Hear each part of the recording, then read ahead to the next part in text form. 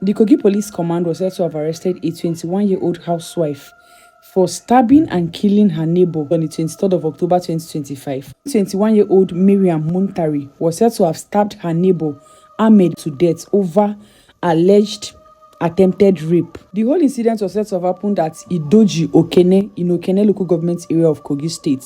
The spokesman of the command, CSP Williams Aya, said the suspect is currently under the police custody while investigation is ongoing. According to a neighbor, Ahmed Isakola was the neighbor of Miriam's husband.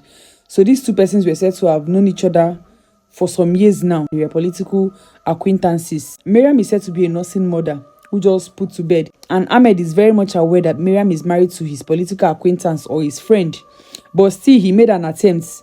So the neighbor said the whole thing started in the morning when Miriam was asked to help carry a jerrycan of water by the neighbor, Mr. Ahmed Kalu, that he asked Miriam why they were fetching water at the water point to assist him carry his jerrycan to his apartment. Miriam, being a good girl and a respectful neighbor, decided to help him. She carried the jerrycan to his room. While Miriam was dropping the jerrycan in the room, Ahmed instructed her to drop the jerrycan. Ahmed allegedly locked the door.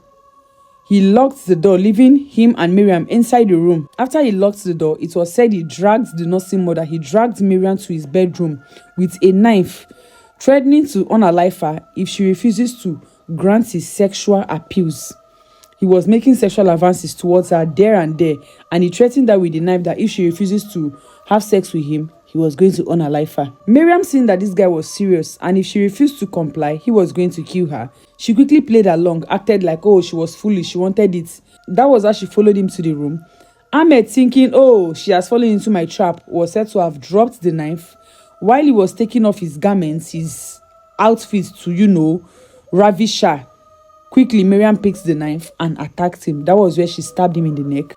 It was a scream that drew the attentions of other neighbors, and immediately they quickly rushed to his apartment. On getting there, Miriam opened the door and ran out. They met him in a pool of blood, and Miriam narrated what happened. The police were invited and she was arrested. While the cousin to the deceased gave his own version of the story, saying, oh, Miriam has been coming to their house. Yes, she has been coming there. But that fateful day, the both of them went to fetch water that he didn't even know when Miriam went upstairs. That it was Carlos' shout to the Ahmed that drew their attention, that when they got there, she had already stabbed his cousin and his cousin was lying down in his pool of blood. However, the Miriam's husband was said to have been the one who reported the incident to the police. He reported the incident at the police station that his wife had stabbed his neighbor to death because the neighbor attempted to rape her. This Ahmed Kala is over 65 years of age. I don't even know. Yes, may he so rest in peace. He is late. But this story is a little bit hard on his part to even believe because he's already late.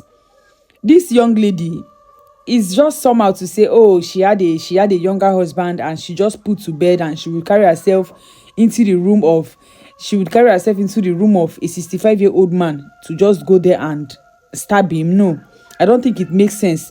The story given by the neighbor, I think the version of the story makes more sense compared to what the cousin is trying to say, that she just entered there and went straight to Ahmed's bedroom. I don't know, but Ahmed should have been buried because, given from the name, I think he's a Muslim. He should have been buried. But I hope that the police conduct a thorough investigation. And I pray this woman is set free because what she did to me, irrespective of she unaliving someone, it was self-defense.